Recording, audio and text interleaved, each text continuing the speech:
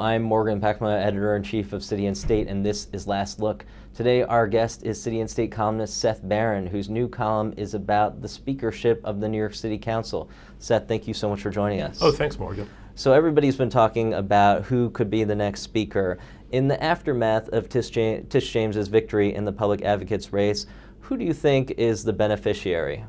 Well, certainly if Tish James had not won, then the top citywide electeds would all be white men, which would probably lead to pressure to have a minority speaker. So the obvious beneficiaries are, the white men who are among the candidates, namely Mark Weprin, Dan Garodnick, perhaps Jimmy Vaca. And I've also heard Brad Lander speculated as a possible candidate. Brad Lander, he could be a candidate. As the co-head of the Progressive Caucus, it seems like it would be counter to their ethos necessarily to push a white man to be the speaker. Also, Brad Lander, he's a very smart guy. He's sort of a behind-the-scenes guy. I could see him seeking a majority, a leadership role, but I don't know about speaker. Traditionally, the speaker has been selected by the county chairs, right? That one or the multiple boroughs get together and they play kingmaker. That's the way it works. We've also heard that perhaps in lieu of the county bosses, that maybe this time the Progressive Caucus, which has the largest membership, could dictate who is the speaker. What is your sense of how it'll play out? Well, from what I've heard speaking to council members, the Progressive Caucus will certainly have a say. For instance, they could definitely veto a member. They don't really have enough members in the caucus to elect a member just by themselves, but they'll certainly have an influence. The Progressive Caucus is made up of essentially a cohort of WFP veterans, and they're certainly in the ascendancy. With Bill de Blasio's, startling, over 40% win, and now Tish James is win is for the public advocate nomination. I mean, recall Tish James is the only council member ever to win just on the WFP line, which she did some years ago. So the Progressive Caucus is definitely in a powerful and advantageous position. Whether they can choose the speaker by themselves, I wouldn't say that that's necessarily the case. We've heard virtually every sitting council member's name speculated as a possible speaker. I'm sure in many cases under the provocation of those council members and their directors of communication. Who do you think are legitimate candidates, people who might really be in the running? The four council members whose candidacies seem pretty credible are Annabelle Palma, Melissa Mark Viverito, Dan Garodnick, and Mark Weprin. And then also Jimmy Vaca is put up as a viable candidate. Those are the 4 or 5, and this comes from several council members that I've spoken to. Those are the 4 or 5 who are really plausible candidates. The other ones are kind of PR gestures. We've heard Jumaane Williams' name floated as a possible speaker, but there seem to be some problems with his candidacy. What are they? Well, Jumaane, he did gain a lot of visibility and upped his credibility this last year with his advocacy for the stop and frisk bills, and he is a member of the Progressive Caucus. However, he is pro-life and against gay marriage equality.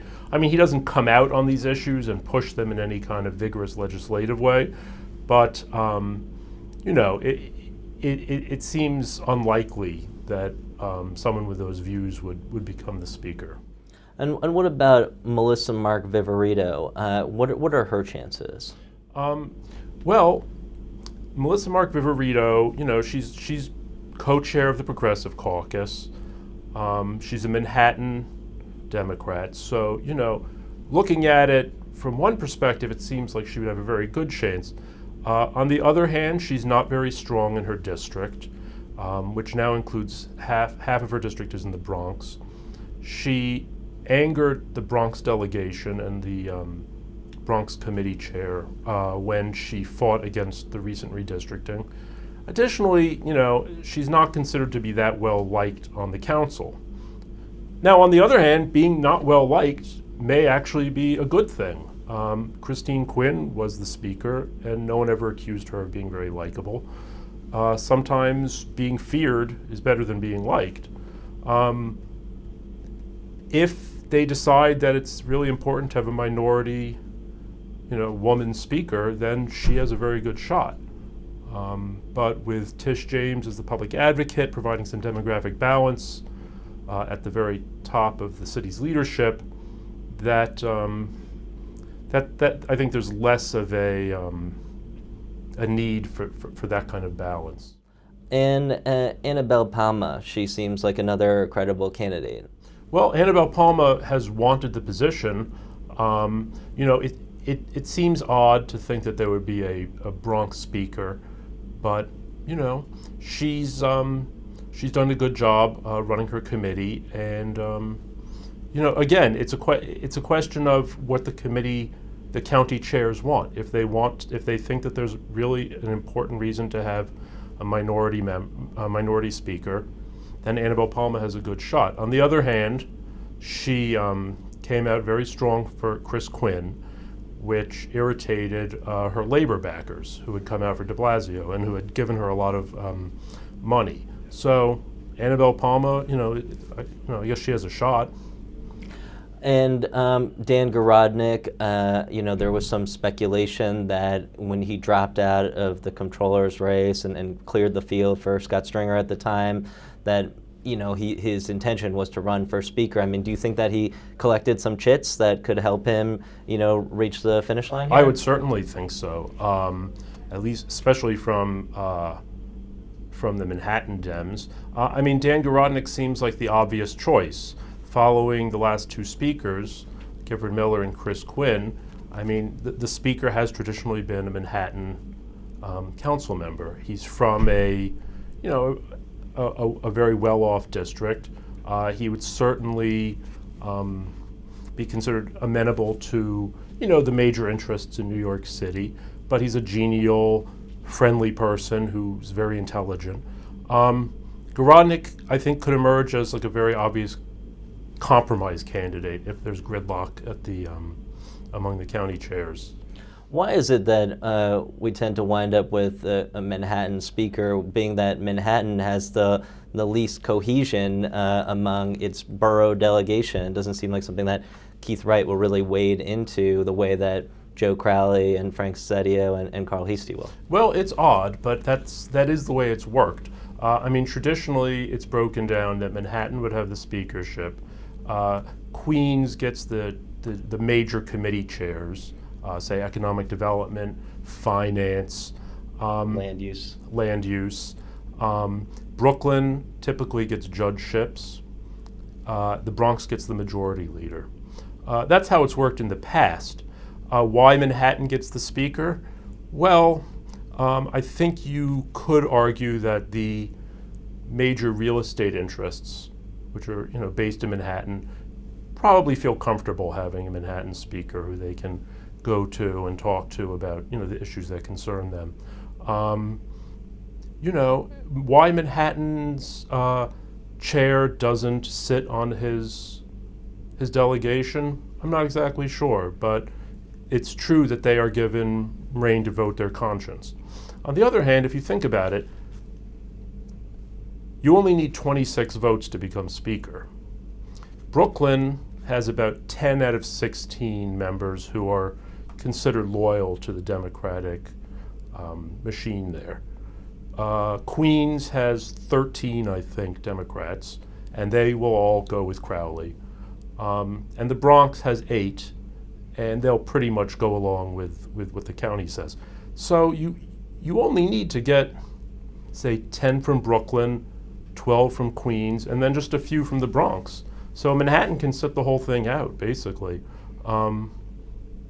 As to why it's worked out that way, I'm not really sure. It'll be interesting to see how the Midtown rezoning plays out, because that will be resolved in advance of the council voting on the speaker, and that's right in the midst of Dan Garodnick's district. That's a kind of political hot potato that he's dealing with right now. By the math that you just expressed, it seems like Mark Weprin is in pretty good standing if he has the Queen's delegation united behind him. That's like he's halfway to the finish line. I think, especially with the election of Tish James, Mark Weprin's stock just rose immeasurably. I think there's a very good chance we'll see Mark Weprin emerge as the speaker.